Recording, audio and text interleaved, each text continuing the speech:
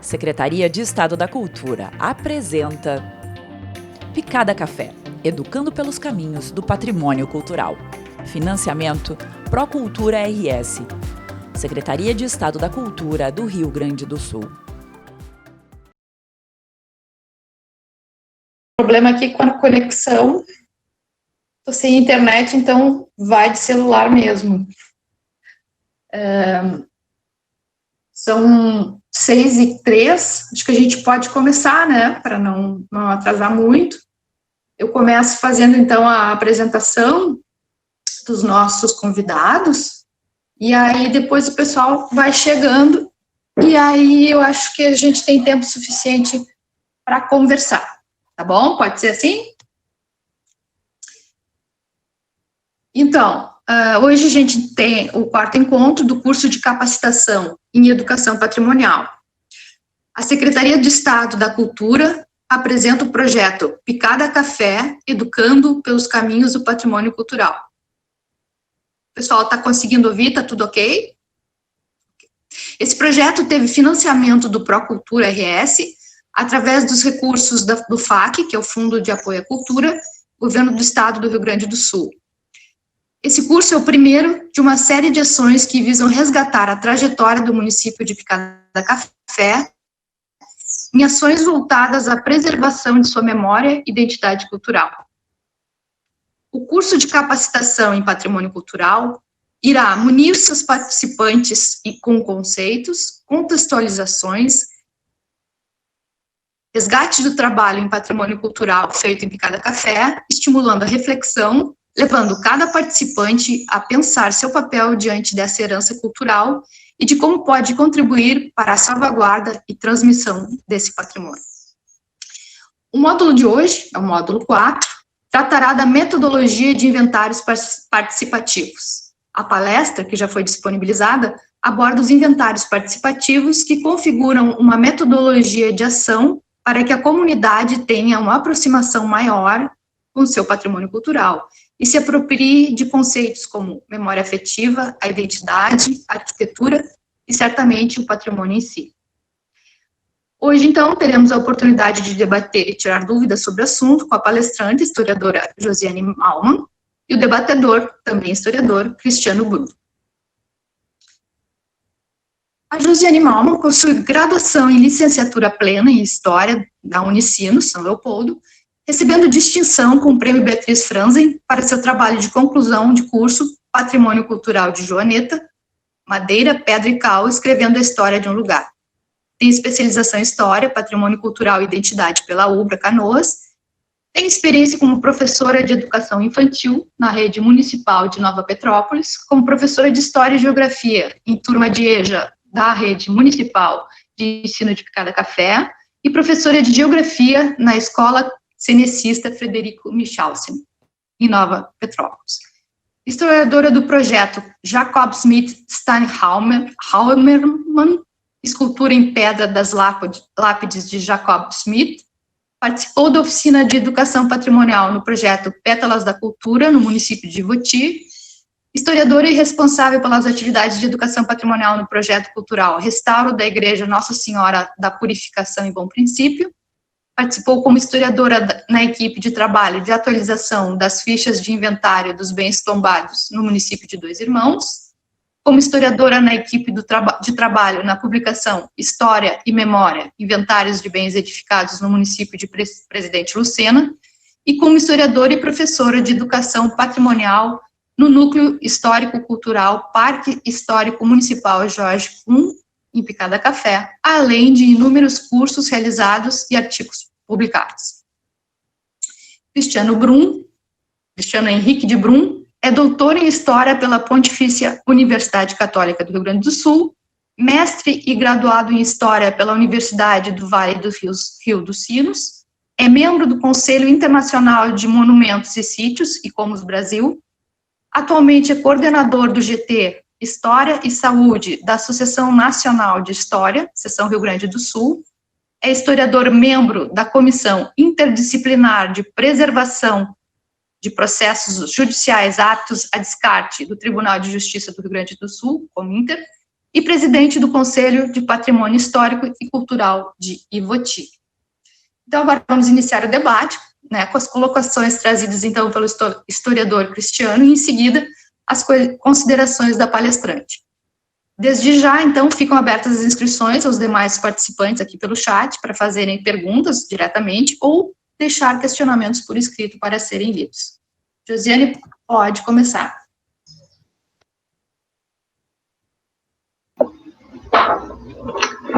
Boa noite a todos. Uma alegria a gente poder estar conversando novamente. Acredito que na semana passada foi um momento muito produtivo, né? E hoje a gente dá continuidade, então, com essa possibilidade que são os inventários participativos, né?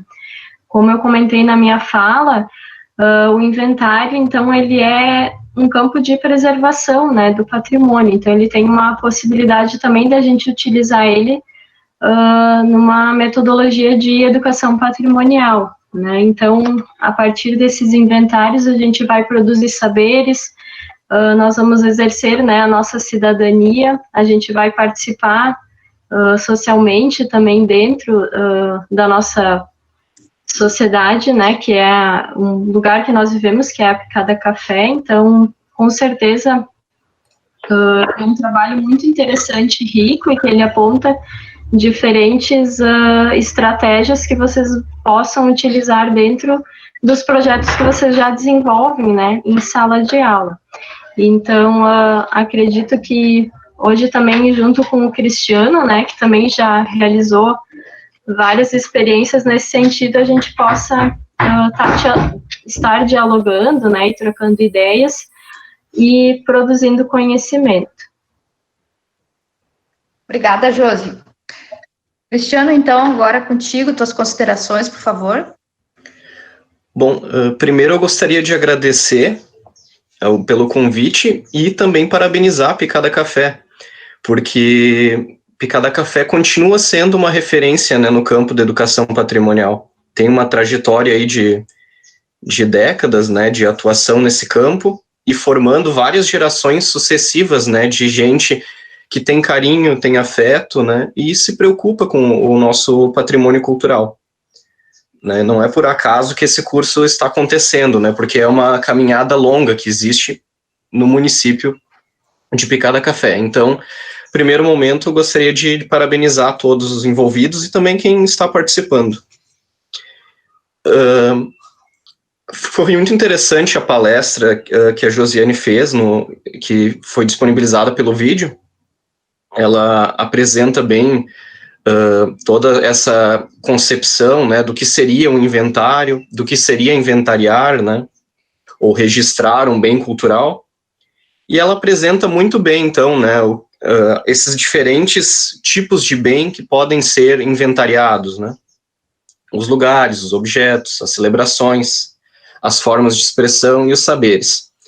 Então, a minha fala vai ser no sentido de reagir um pouco a essa palestra da Josi, né? Então, mas é no sentido de uma conversa. Então, a qualquer momento vocês podem interferir, né? Se lembrarem de alguma coisa interessante. É uma fala bem livre nesse sentido. Não vai ser uma palestra, né? Vão ser alguns comentários, né? E eu espero que seja bastante produtiva, né, a nossa conversa. Bom, em primeiro lugar, eu gostaria de comentar que eu já atuei também em algumas atividades de experiência de educação patrimonial e de inventário também. Atualmente eu estou participando do inventário de patrimônio cultural de Ivoti. Foi contratada uma empresa, mas estou participando de forma voluntária neste grupo, né?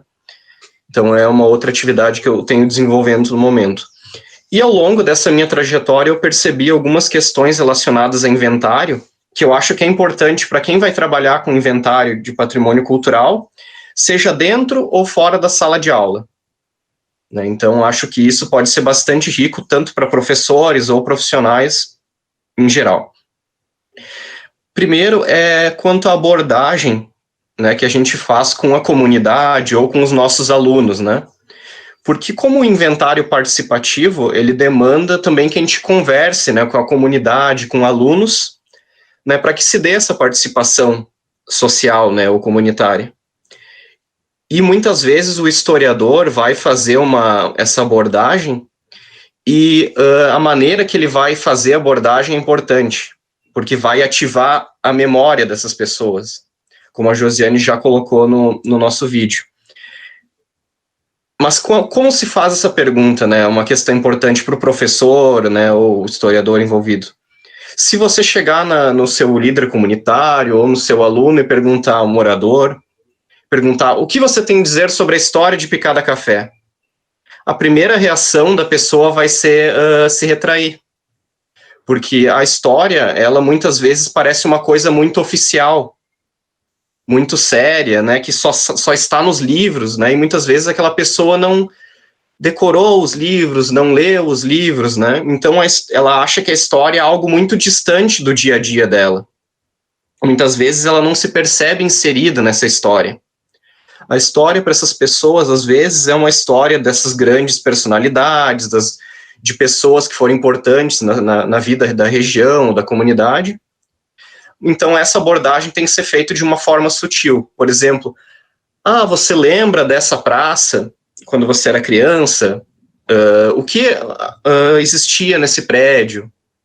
Né? Então, as perguntas têm que ser de modo a lidar com a afetividade da pessoa. Porque as pessoas vão ter respostas diferentes para essas questões, né? Por exemplo, o que hoje em dia é uma praça, antigamente pode ter sido um potreiro, apenas um local de passagem onde as pessoas faziam uma trilha para ir à escola ou ir a uma região mais central da cidade. Então, essa questão da abordagem é sempre importante quando a gente trabalha com alunos ou com a comunidade. Sempre fazer uma abordagem bastante sutil e não muito formal, né? Porque às vezes a formalidade pode afastar as pessoas, né? Esse, então, seria um pequeno momento, né, que eu gostaria de destacar. E pensar, né, então, nessa história também vista da comunidade, vista de baixo, dos trabalhadores, do colono. Muitas vezes o morador, né, tem vergonha de dizer que a profissão dele antigamente era colono, né? E mostrar que isso também é importante para a economia da cidade, para a história da cidade, né? Não apenas certas profissões são importantes, né? Toda a vida comunitária, ela faz parte dessa história. Então, mostrar que existe lugar para todos dentro dessa história da cidade. E que isso também possa transparecer no nosso inventário, nos nossos registros, né? Sejam que tipo de registros forem.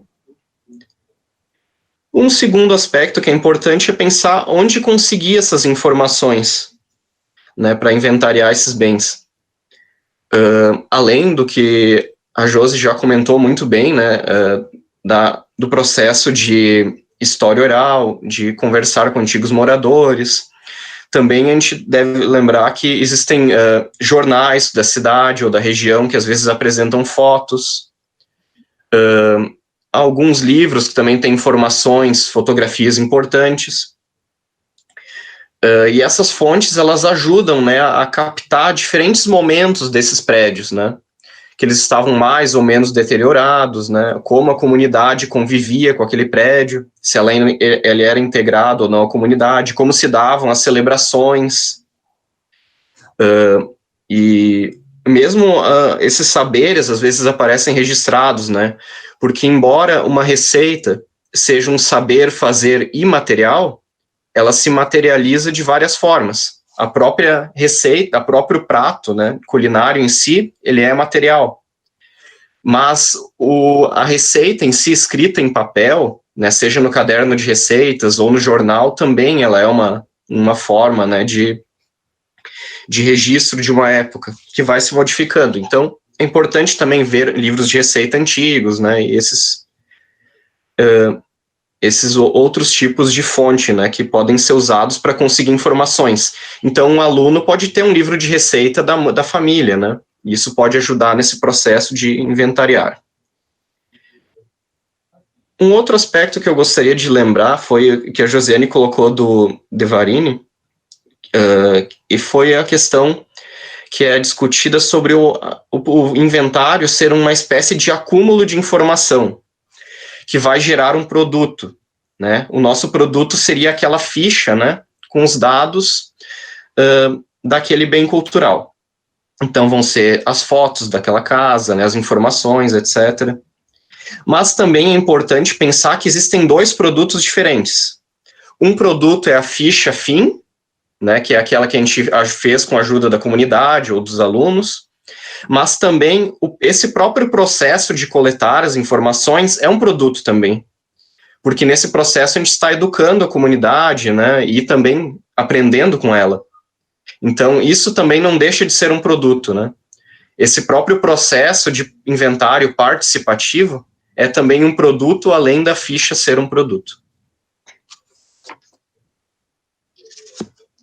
Josi, tu gostaria de comentar alguma coisa, ou algum colega também, ou posso seguindo na minha... Eu lembrei, Cristiano, nessa questão que tu fala agora desse processo, né, de inventariar, não só pensar no produto final, que seria a divulgação desse trabalho, né, da importância que a gente fala de documentar também toda essa trajetória. Então, todas aquelas entrevistas, todos os registros, tudo que foi feito, da gente ter essa preocupação de arquivar, armazenar em diferentes formas e possibilidades, né? Porque lembro que na palestra eu até comentei, em determinado momento a gente vai estar utilizando esse inventário participativo daqui a pouco para um trabalho que eu estou desenvolvendo com a minha turma. Mas alguém, daqui a alguns anos, talvez se utilize como uma fonte de pesquisa de tudo aquilo que a gente produziu, né? Então, como tu diz, não pensar só nesse produto final da ficha, mas pensar que todo esse processo é importante, porque ele vai poder dar embasamento para outros trabalhos, né? E também nesse sentido das fontes, como a gente estava conversando esses dias, né, que eu acho, assim, de extrema importância a gente também, de alguma forma, salvaguardar também todos esses trabalhos de conclusão, artigos, porque eu sei que tem inúmeros que já foram feitos sobre a história da picada café. Inclusive, quando eu estava escrevendo o meu TCC sobre a Joaneta, eu também utilizei como fonte, né, os trabalhos desses outros colegas, tanto da história e de outras áreas do conhecimento, que já tinham escrito sobre a picada, né. Então, o quanto isso também é um processo de participação da nossa comunidade, né, de elas estarem escrevendo sobre a história desse lugar, e o quanto isso é importante, né. E penso também que quando tu fala dessas diferentes fichas, né, que nós temos, elas contam todas essas narrativas, né, da nossa sociedade. Então, elas vão falar sobre determinados grupos sociais, elas vão falar sobre algum território, algum episódio histórico. Então, isso é bem interessante. Acho que alguém comentou algo.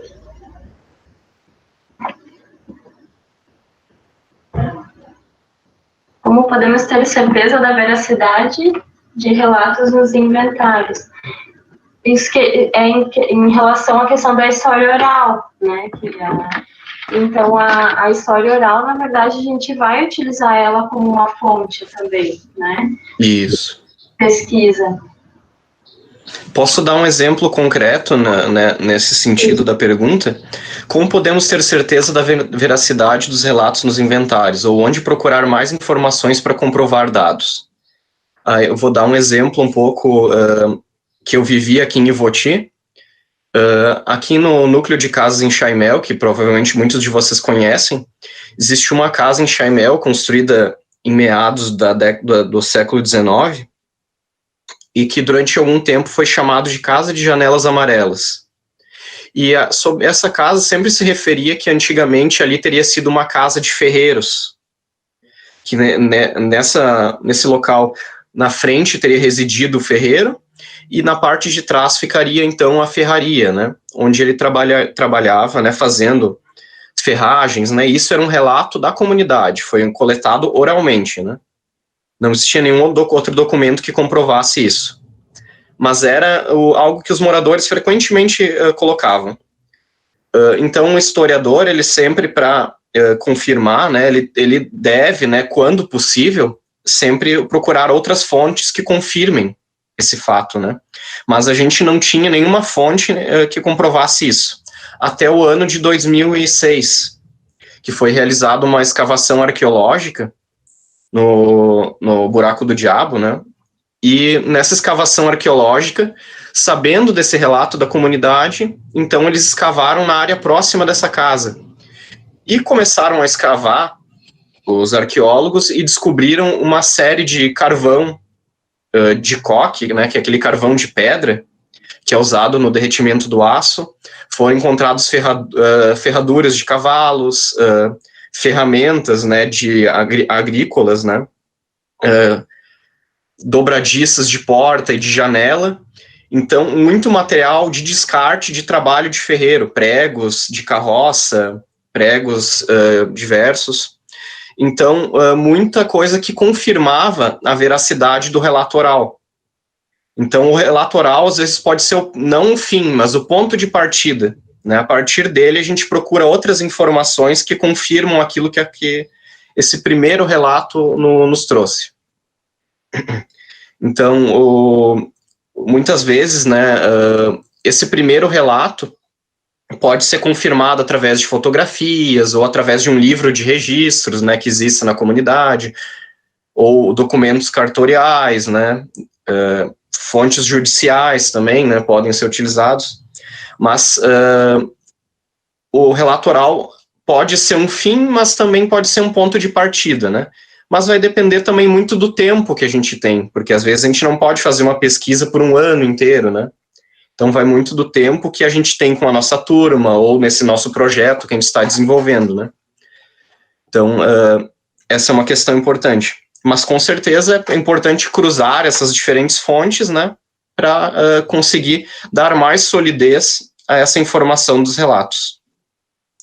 O relato, muitas vezes, ele é esse impulsionador, né? Da pesquisa, né? Isso é interessante perceber. Sobre as formas de registro, a Josi comentou sobre documentar esse processo, né, com fotografia, né, pode ser utilizado vídeo também, né, mesmo no dia a dia, né, os alunos às vezes não percebem, mas isso pode fazer parte do dia a dia deles. Ao fazer uma pergunta numa sala de aula, quem toma chimarrão com os pais em casa? Né, todos os alunos, né, eu tomo, eu sei fazer, eu sei 2 jeitos diferentes de fazer chimarrão, né? E ao abrir esse debate com a turma, os alunos começam a dizer, eu primeiro coloco a água, eu primeiro coloco a erva.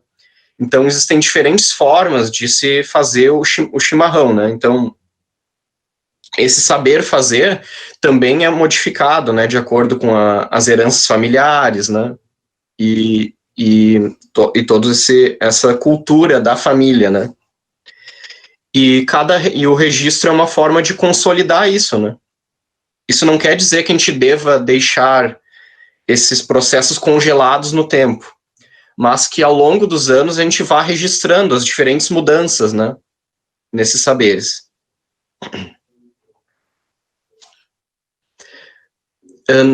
Outro aspecto que eu gostaria de comentar é sobre a questão do nome que a gente dá aos bens culturais. É uma questão bem interessante que às vezes a gente não percebe isso, mas a gente dá nomes diferentes às coisas, né? Às receitas, aos locais, às nossas referências urbanas, aos pontos de encontro que existem nas comunidades. Então, a gente tem que pensar os nomes desses bens, né? Quando a gente está fazendo esse registro, que nome a gente vai dar? E também pensar que o direito ao nome é um direito da comunidade também escolher, né? Qual vai ser esse nome que vai estar na nossa ficha do nosso bem. Um exemplo é aqui em Voti, que a gente tem um bem conhecido, né, na região, que é o Salão Roller. Né, eu estou trazendo uns exemplos da minha realidade, mas, claro, toda cidade tem esses exemplos. Né. O Salão Roller, ele possui esse nome, foi um nome que foi dado no outro processo de tombamento estadual, é um nome que estava consolidado nos livros já, Ginter Weimer já chamava de Salão dos Roller, né. Mas na comunidade muita gente não conhecia como roller, porque os roller viveram da década de 50 para trás, né? E depois a casa foi frequentada pelos Exner, pela família Exner. Então muita gente conhece como Casarão dos Exner, ou Casarão da Viúva Exner, né, que era a proprietária. Então, muitas vezes o direito ao nome, o nome que se dá às coisas também é modificado. E muitas vezes é interessante discutir com a comunidade que nome que eles acham que é interessante dar para cada um desses bens. Pensar um pouco, né, nessa questão da família também, porque muitas vezes um bem passa durante 100 anos, por exemplo, com a família Miller, vamos dar um exemplo, né, que ocorreu aqui em Voti. E o bem foi tombado, em um determinado momento, um membro da família Miller se casou com um Brenner. E como o Brenner era o proprietário, homem, né, masculino, que se casou, né, aí tem a preponderância do masculino sobre o nome feminino, né, nas genealogias, em algum momento passaram a chamar a casa, então, de Casa Brenner. Mas por mais de um século ela pertenceu aos Miller, na verdade, né. Então, o Miller foi o construtor dessa casa. Então, muitas vezes falta, né, essa delicadeza de pensar qual seria o nome mais correto e adequado, né, e conversar com a família. Que nome vocês gostariam que esse local tivesse, né, ou com a comunidade, ou com quem utiliza aquela receita, né, como vamos chamar essa receita? Tudo isso é importante. Esse é um ponto, né, Cristiano, que quando se faz, então, essa prática de ir com, né, um exemplo, então, de quando nós íamos com as crianças lá fazer a entrevista, né, aquele momento de preenchimento dessa ficha, né, de dar essa liberdade para as pessoas que estão sendo entrevistadas e que têm ligação, então, com a edificação, né, porque ela pertenceu à sua família, de alguma forma, de pedir, né, então, que nome você gostaria, né? E até me lembro que quando a gente estava no processo de restauro da Casa de Cultura aqui da Joaneta, foram feitas reuniões com a comunidade aqui, nós fizemos ali na sociedade, talvez até algum de vocês também tenha participado. Então, tanto nós, enfim, como a equipe da própria prefeitura e também a arquiteta responsável na época, Cristiane Kaiser, também deixou sempre muito aberta essa participação da sociedade, e até na decisão do que aquele espaço, para o que ele seria utilizado posteriormente, né? E eu achei muito interessante que ela ficou alguns dias sentada, né, ali porque já começou a ser feita antes do restauro à praça, né, ali no entorno. Então ela observava durante o dia o que acontecia ali, por onde as pessoas passavam. Então, todos aqueles caminhos que tem ali, né, além do ajardinamento, foram tudo observações que ela fez, né, então isso foi bem interessante. E eu lembro que quando a gente estava elaborando o projeto, ela também me questionou sobre que nome a gente vai dar para a casa, né. E aí eu disse para ela que para mim é a casa da Raquel, porque vocês, né, que conhecem a casa ali devem lembrar que a Raquel morou por muitos anos ali, e a minha infância eu sempre vi a casa né, daquela forma e com aquelas pessoas morando, então a minha referência era aquela, né, mas a gente acabou também colocando a questão de toda a importância e referência que ela teve como uma casa onde muitos dos que estavam nessa reunião lembravam como uma escola comunitária, né? Então, ela tem o truco, né, da questão do primeiro professor e o Rose, então, por causa da Raquel. Então, é bem interessante esse processo de dar o nome, né? Sim, e é muito interessante como ao longo desse processo, né, de investigação, né, que a gente faz sobre o bem cultural, começam a aflorar todas essas histórias, né, sobre o local, e isso também pode ser utilizado, né, para pensar os usos desse bem, como a Josi comentou, né, e qual vai ser o relacionamento, né, da gente com esse bem, né, e nesse processo que a Josi comentou, tinha um último ponto que era a comunicação, né, que era como comunicar o que a gente descobriu, né. Então, a gente poderia, né, nesse caso de um bem edificado, uma construção que teve muitos usos, a gente pode fazer temáticas, né? Ele foi uma escola, daí nesse item que a gente está tratando da escola, a gente traz um relato de um ex-aluno, né? Pode fazer um outro tópico, né? Moradores, aí traz as memórias dos moradores, né? Memórias de quem passava por ali, né? Ia trabalhar na fábrica e passava na frente. Então, a gente pode trazer em diferentes tópicos, digamos, esses assuntos, né? Quando a gente for comunicar. E a forma de comunicar pode ser, né, de diferentes formas, né, também. Hoje em dia as redes sociais também podem ser utilizadas, né, em projetos, né, com as crianças também, ou mesmo no espaço escolar, né, a gente pode utilizar os espaços da escola para comunicar. Outra questão que eu deixei para o final, porque eu acho que é uma das mais importantes, né, é a questão da linguagem e da abordagem que a gente vai utilizar, né, quando trata de inventários. A linguagem utilizada ou a abordagem adotada, ela é muito importante. Porque a gente vai estar tratando de públicos muito diversos, né, nesses processos. Desde idosos, né, que têm lembranças remotas, né, desses bens, talvez nunca tenha parado para pensar nessa perspectiva que a gente está falando, né, porque isso sempre foi parte do dia a dia dele, então ele nunca parou para raciocinar né, sobre esses aspectos. E também tem crianças, né, que vão participar desse processo nas escolas, né, através da educação patrimonial. Então é importante pensar que linguagem e abordagem nós vamos utilizar. Para cada um desses grupos, a gente vai ter que adaptar um pouco essa linguagem. Anteriormente, eu comentei sobre o caso do processo de escavação arqueológica que ocorreu aqui em Voti. Essa casa, a Casa Zimmermann, ela passou por um processo de restauração em 2019, final de 2019, e eu fiz uma oficina de educação patrimonial com as crianças nesse local.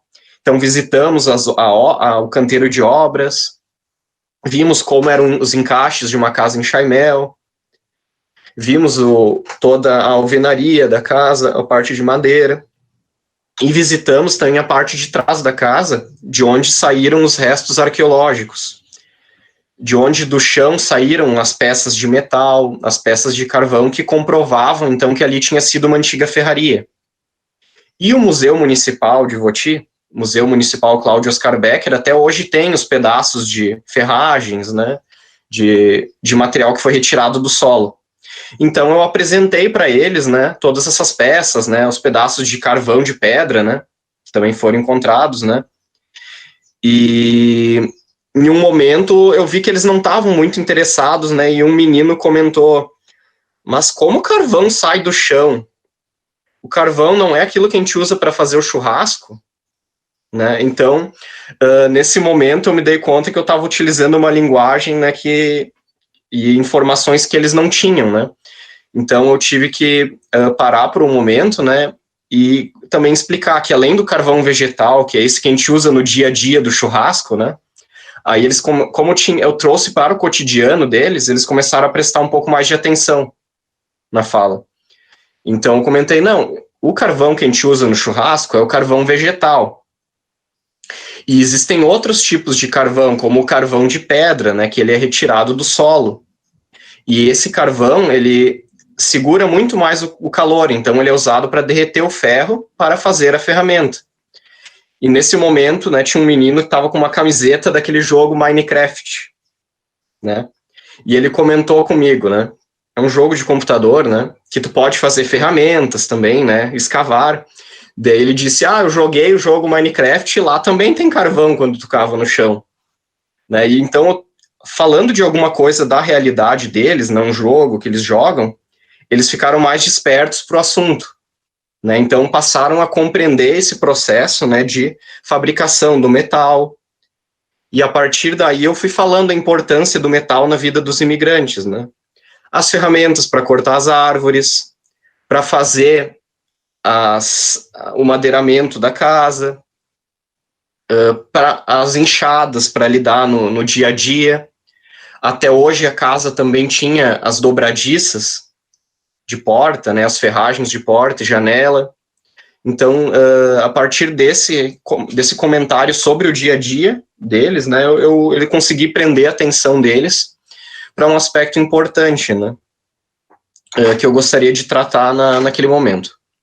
Ainda sobre a linguagem, outra questão importante é o conhecimento da linguagem local, né, ou dos dialetos, né? No caso aqui da gente que vive numa região de imigração alemã, é preciso ter um certo conhecimento, né, do dialeto, né, ou mesmo ter um convívio, né, um pouco mais diário, né, com isso. Eu moro em Voti, a minha família não é totalmente de origem alemã, apenas a minha mãe. Eu entendo algumas coisas em alemão, mas eu não estou apto a entender uma conversação completa, né, em Hunsrück. Então, eu teria que ser assessorado por alguém que compreendesse, né, isso. Então, não é algo que faz parte do meu dia a dia. Então, se eu tivesse que conversar com algum morador mais antigo, eu teria que ter conhecimento do dialeto também, né. E, então, é sempre importante que quem vá fazer esse trabalho de história oral também compreenda um pouco dessa linguagem local. Cristiana, eu lembro que agora quando tu fala desse trabalho com os alunos, né, de quanto as mídias sociais estão muito presentes na vida deles, né, não só através desses jogos virtuais, mas de várias formas. E nesse processo do inventário participativo, onde a gente pode utilizar gravações. Acho que desligou meu microfone. Onde a gente pode usar fotos, vídeos, né, gravações.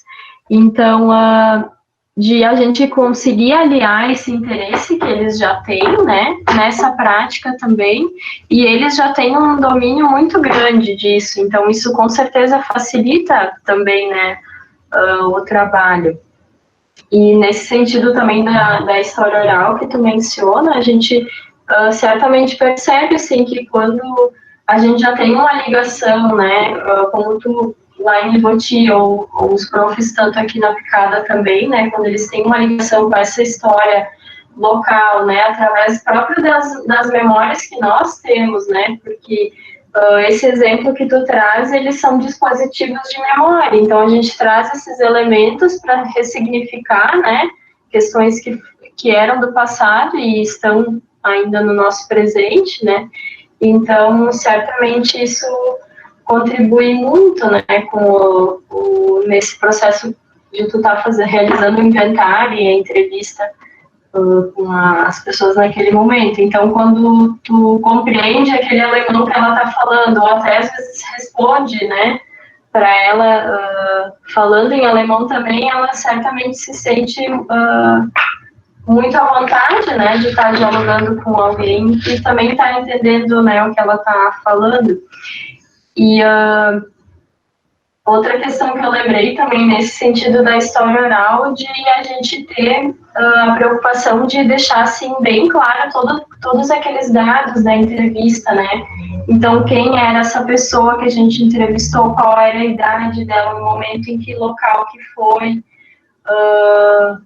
por que a gente estava realizando essa entrevista, né? E também algo bem importante é sempre a questão da autorização, né? De a pessoa estar ciente de o porquê a gente está fazendo essa entrevista com ela, né?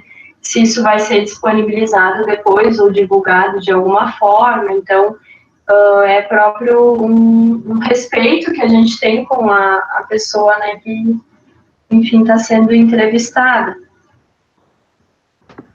Uhum. Isso é muito importante, inclusive quando a gente está gravando, né, um vídeo ou um áudio, né, com algum antigo morador, a gente, antes de começar, inclusive, pode fazer um registro técnico, né, daquele momento.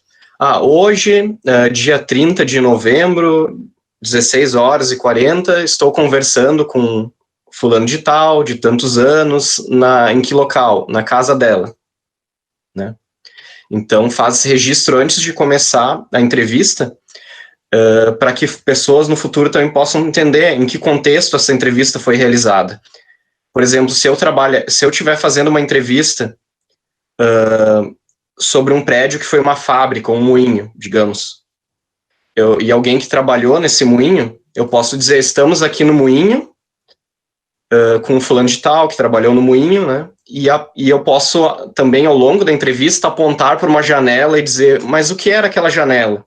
Ele vai dizer, não, aquela janela é um pouco mais baixa porque a gente jogava os sacos de trigo ali por cima da janela. Então, quem vai estar escutando a entrevista, se não tiver essa informação no início dizendo que a entrevista foi gravada no lugar X, não vai entender essa referência que foi feita. Então, é importante sinalizar isso, né, ao longo no início da entrevista. Sinalizar aonde ela foi feita, onde ela foi feita. E a questão do diário de campo também, né, Cristiano? Porque a gente vai ter aquele suporte ali que a entrevista vai ser gravada, né? Mas é muito importante sempre ter aquele caderninho, um bloquinho de anotações, porque às vezes a gente pode perceber que durante essa conversa teve algum elemento, até uma reação, uma expressão dessa pessoa ou algo que naquele momento eu julguei importante eu queira anotar, né? Até quando no momento lá da palestra, né, que vocês devem ter assistido, eu menciono que a minha base, assim, de entendimento de inventário foi lá em Hamburgo Velho, né, participando junto com a Ângela e o Ângelo.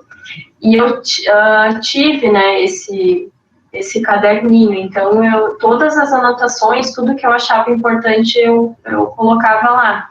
E teve um dia que eu cheguei lá nós tínhamos nosso escritório lá no museu, na Fundação Sheffield, e o meu bloquinho não estava lá, ele tinha sumido. E eu me senti totalmente perdida, né, porque eu pensei, bom, agora tudo de importante que eu anotei, não... E aí, na verdade, a Ângela tinha pego o bloquinho, porque ela precisava elaborar, enfim, a parte da história, né, de uma edificação, e ela viu as minhas anotações e, por bem, achou interessante levar, né, para poder concluir. Mas ela, enfim, acabou esquecendo de me avisar. Então, eu sempre menciono muito esse diário de campo, porque ele realmente é muito importante, né. E todos os trabalhos de pesquisa que eu realizo nesse processo, assim, de algum restauro de um bem, enfim, eu sempre tenho um bloquinho, um caderninho de anotações, porque ele vai me guiando, né, durante a pesquisa, e às vezes a gente vai tendo insights, né, e coisas importantes que a gente lembra em determinado momento e anota lá. Então, no processo até para os próprios alunos é algo interessante de mencionar para eles também, né, se o projeto é um pouco mais extenso, mais longo, de fazer as anotações, ou mesmo naquele momento de entrevista. Então, um pode estar entrevistando, mas outro já pode estar fazendo essas anotações. Então, esse trabalho de grupo, ele é bem interessante. Uhum. E no caderno de campo, a gente pode, inclusive, colocar alguns elementos que contextualizam a entrevista, né? Por exemplo, a entrevista foi feita junto à casa da Dona Maria, né? Ao entrar no portão, já senti o cheiro de cuca, né? Então, era o dia dela fazer cuca, né? Então, e isso pode ser abordado na entrevista também, né? Se foi feito próximo ao forno, né? Isso também pode estar anotado no caderno de campo. E uma outra dica interessante relativa à entrevista é que as pessoas memorizam e se expressam de formas diferentes. A memória é ativada de forma diferente para as pessoas. Algumas pessoas, por exemplo, vão se expressar muito naturalmente, vão lembrar de detalhes muito específicos que tu perguntar, a cor da janela, a cor da porta, vão lembrar de muitas coisas. Outras pessoas vão ter dificuldade, e tu precisa ativar a memória dessa pessoa com alguns elementos. Então, uma questão interessante, digamos que a gente esteja abordando a história de uma casa, né? Podemos, por exemplo, trazer fotos antigas da casa, ou do pátio, né? E perguntar, mas tinha uma árvore atrás do pátio, né? E a pessoa, é verdade, tinha uma árvore, eu brincava de balanço. Lá as crianças da escola pegavam fruta nessa árvore. Então, às vezes, a partir de uma foto, tu começa a desencadear todo um processo de lembrança naquela pessoa. Então, às vezes apenas conversar não basta, né? Tu tem que trazer algumas outras coisas que ativem a memória dela. Ou digamos que a pessoa está em dúvida em uma data, né? Eu não lembro se isso aconteceu em 70 ou em 80. Às vezes uma foto pode dar uma lembrança para ela, né? Aqui na foto meu pai não aparece. Quer dizer que ele já tinha falecido, então é pós os anos 70, né? Então, fotografias e outros documentos ou até objetos, né, podem ajudar a ativar lembranças. Um ferro antigo, por exemplo, pode lembrar a pessoa sobre o uso da cozinha, porque ela usava a brasa do fogão a lenha para colocar no ferro. Ela vai lembrar, eu lembro que dia de chuva a cozinha ficava lá fora da casa principal e eu tinha que pegar a brasa lá e tal, me molhava. E, às vezes, então, esses objetos também ajudam a ativar a memória, não apenas as fotos. Bom, temos uma pergunta aqui da Suzana Verle. Diário de bordo nos ajuda em diferentes passos e intenções a compreender os contextos e analisar e interpretar para a tomada de decisão. Perfeito, perfeito. Ele é um documento, né, utilizado por antropólogos, né, historiadores, sociólogos, e é riquíssimo. E ajuda muito, né? Aí são coisas que os alunos gostam de fazer também, né? Porque eles, se for em uma atividade de educação patrimonial, no caso, os alunos gostam de manter uma espécie de diário, né? E gostam dessa coisa, desse caráter investigativo, né? É como se eles estivessem brincando de serem detetives ou jornalistas, né? Muitos alunos ficam muito animados, né? Nesse processo. Alguns outros nem tanto. Então, é importante a gente também perceber que alguns alunos gostam mais de registrar em texto, outros gostam mais de registrar em foto. Né? Então, perceber as diferentes qualificações de cada aluno e que eles se sintam integrados no processo, fazendo o que mais gostam, né? Nesses nossos projetos.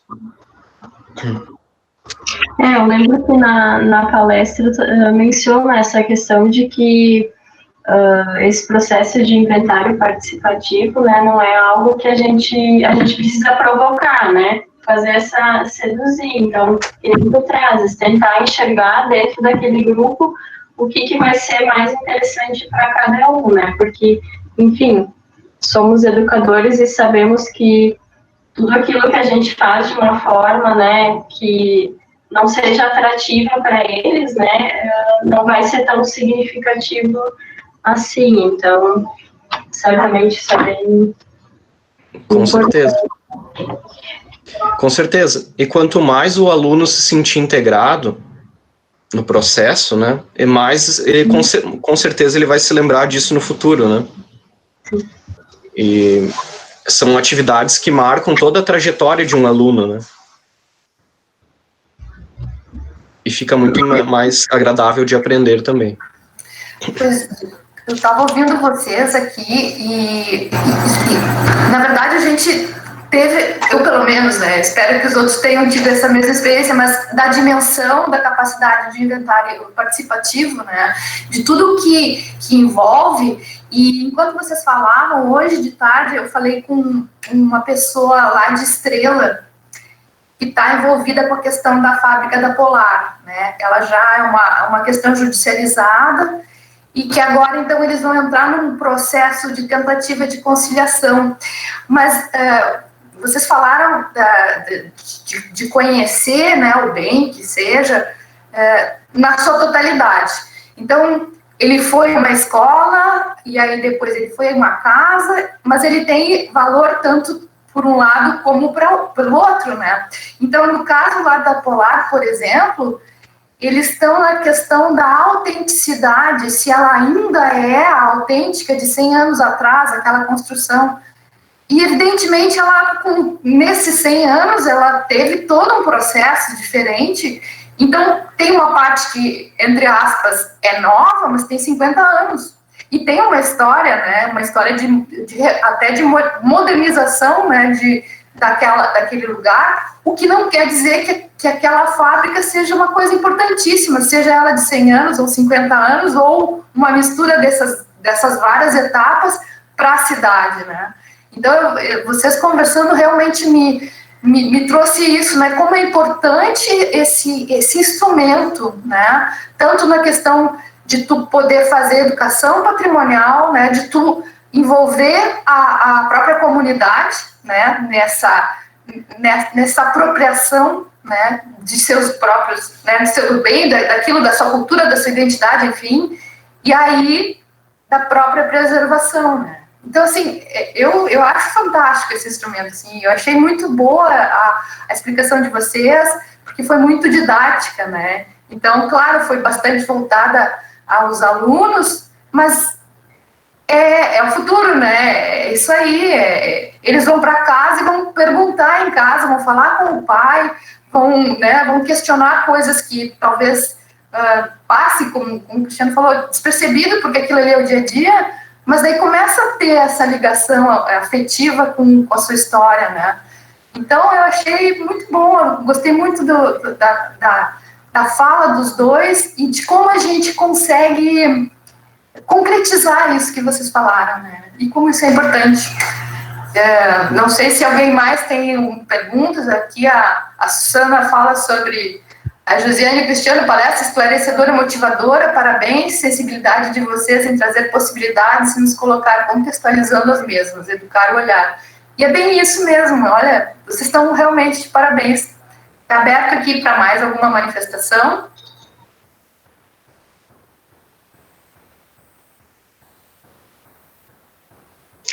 Eu gostaria de falar, Ingrid? Jaqueline. Está falhando a Ingrid?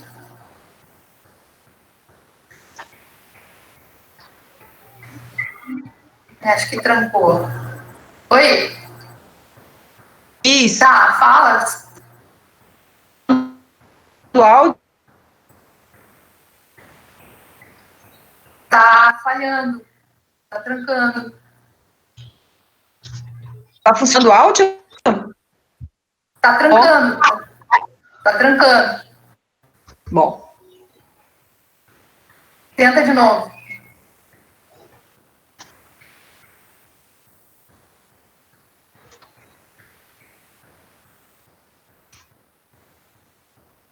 Quem sabe tu desliga o vídeo, de repente melhora o áudio.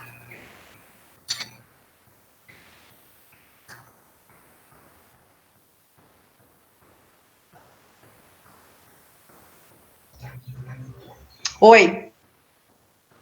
Oi. Melhorou?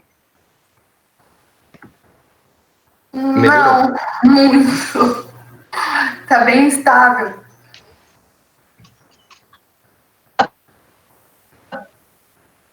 Não, melhorou. Quem sabe tu desliga o vídeo.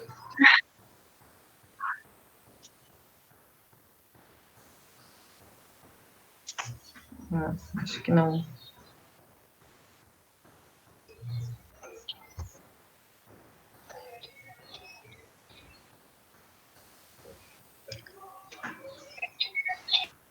Oi, melhorou? Ah, sim. Sim. Tá. Então, eu desliguei o vídeo aqui e conectei no celular, acho que agora ficou melhor, então. Sim. Eu queria compartilhar a fala da Jaqueline, que eu concordo plenamente com ela. Foi um vídeo, a palestra da Josiane, tanto a fala agora do Cristiano e da Josiane foram muito esclarecedoras, e eu falo por mim que, né, Jaqueline, nós somos arquitetas, a gente tem uma visão muito diferente do historiador e do educador, né? Então, às vezes, para a gente trabalhar com uma ferramenta assim como o inventário participativo, que requer essa habilidade de escuta, de diálogo, de linguagem, todos esses aspectos que o Cristiano colocou, né, nos trazem uma experiência muito gratificante, né? Então, essa semana, amanhã inicia atividade com os alunos, na qual a Josiane vai instrumentalizar eles, né, com essa metodologia de inventário participativo, e na terça e na quarta-feira nós iremos sair com esses alunos, então, para aplicar essa metodologia em alguns bens em Picada Café, e na sexta-feira a gente volta à sala de aula, né, para então fazer o registro disso na ficha, como vai proceder. Então, assim, foi muito esclarecedor, porque para mim é mais difícil de trabalhar isso, eu não trabalho com alunos, né, então eu queria agradecer também, e acho bem importante, assim, porque nós arquitetos ficamos preocupados com o objeto em si, né, e cada vez mais a gente tem que incorporar na nossa discussão sobre patrimônio justamente essas questões imateriais, né, essas questões que dizem respeito ao valor do bem, por que ele é valorizado, né. Então, é isso que eu queria dizer. Eu acho que esse inventário participativo, essa metodologia, ela traz essa carga, né, de poder entender o olhar do aluno ou da comunidade de forma mais efetiva, né. É isso aí. Obrigada. Exato. É isso, né, até porque a gente agora, né, atualmente, o conceito de patrimônio, ele não pode mais ser dividido entre material e imaterial, né, porque Exato. Não existe uma coisa sem a outra, né, um prédio, ele só é importante pelo que ele representou, né, não pela casca dele, mas por aquilo que ele representou na vida da cidade, ou na vida da pessoa, enfim, né. Então, é importante porque a gente passa de um tempo em que a arquitetura mandava, né, na questão do patrimônio, né, e aí a visão era uma visão, os valores que eram identificados eram valores arquitetônicos, né, mas agora, com a entrada de novos valores, né, inclusive de novos grupos que devem ser representados, né, e aí nós temos quilombolas, e aí a gente tem os indígenas, e a gente tem os direitos humanos que também são integrados na questão do patrimônio. Então se ampliou de uma forma que, assim, do meu ponto de vista, é fundamental, né, que tu tenha essa visão holística, assim, do bem e do que é o patrimônio, do seu significado e do trabalho desse com a cidade, dentro da cidade, né, dentro da vida das pessoas, do que significa, né, do direito cultural, enfim, do direito à cidade. Então, as coisas estão muito ligadas, né, elas deixaram de ser as suas caixinhas, e a gente precisa aprender a lidar com isso, né, isso que é importante, e eu acho que é por isso que os inventários participativos têm essa potência, né, têm essas possibilidades. Não sei se alguém quer falar mais alguma coisa, senão eu peço para a Josiane e para o Cristiano darem a sua palavra final, a sua despedida.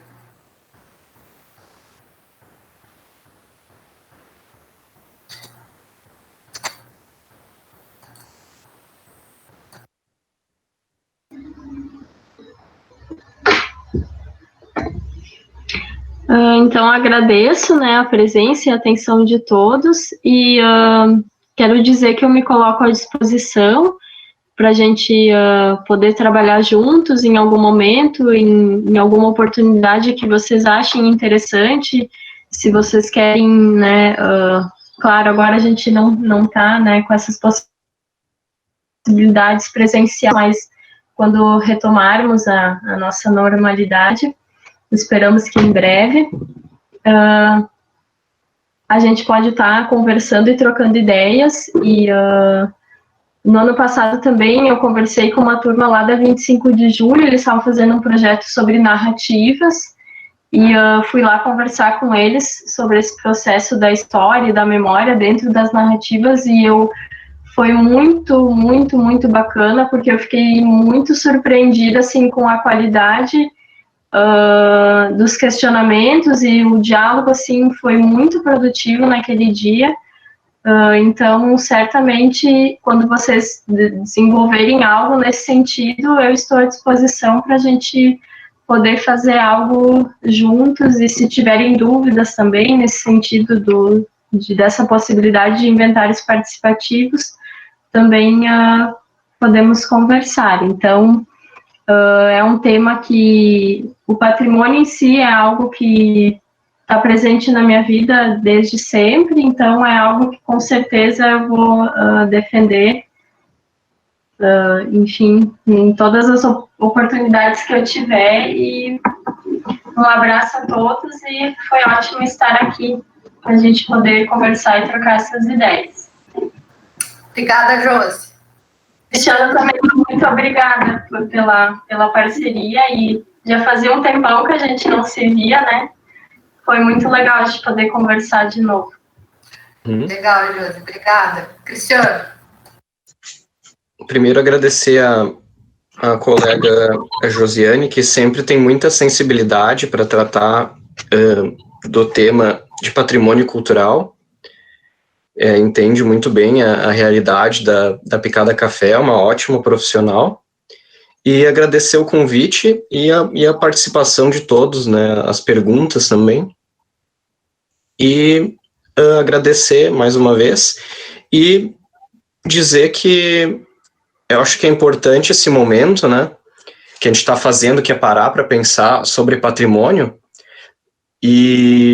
mas eu acho que é legal que também a gente coloque isso no dia a dia da gente, né, e não faça como um dia santo, né, como, por exemplo, um domingo a gente reserva para ir na igreja, né, mas para quem é religioso, Deus tem que estar presente todos os dias, né, e acho que é assim também com o patrimônio, né, se a gente reservar só um momento para pensar para ele acaba se distanciando da gente, né, e às vezes é importante ver que o patrimônio faz parte do nosso dia a dia sempre, né, no chimarrão, na alimentação, no caminhar pela cidade, né, sempre o patrimônio está envolvendo a nossa vida, direta ou indiretamente. Por isso que ele é tão importante para a gente entender quem nós somos. Acho que era isso, só agradecer novamente. Obrigada também, Cristiano.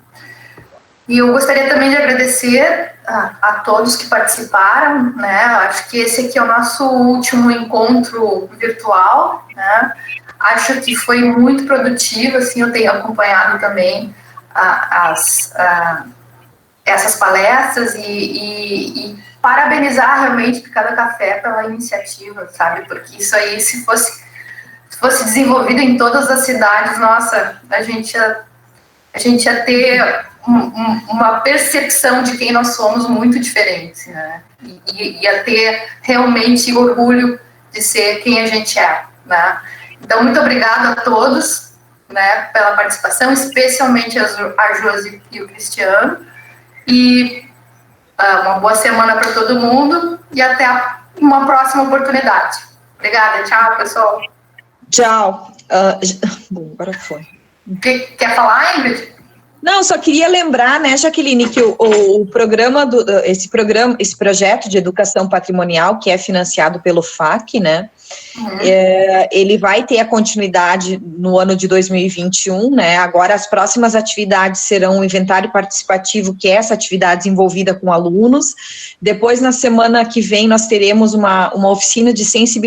sensibilização com artesões, né? E no ano que vem, então, nós ainda teremos, na medida do possível e como a situação se configurar, um encontro presencial, que vai ser um encontro com esses professores que participaram de todas essas lives, para que a gente possa estar desenvolvendo, cada professor possa estar desenvolvendo uma atividade, né, que possa, de repente, ser aplicada no seu dia a dia da sala de aula, né. E no final de todo o projeto vai haver um encontro, tomara que possa ser presencial, tá? Onde a gente vai mostrar, então, tudo que foi desenvolvido ao longo do projeto. Era isso. Certo, isso obrigada. Tudo vai ser comunicado, tá? Sim, ali vai continuar o Classroom, né, com o material e as comunicações. Isso. Tá certo, obrigada pela complementação, Ingrid. Então tá, boa noite a todos. Boa noite. E até a próxima.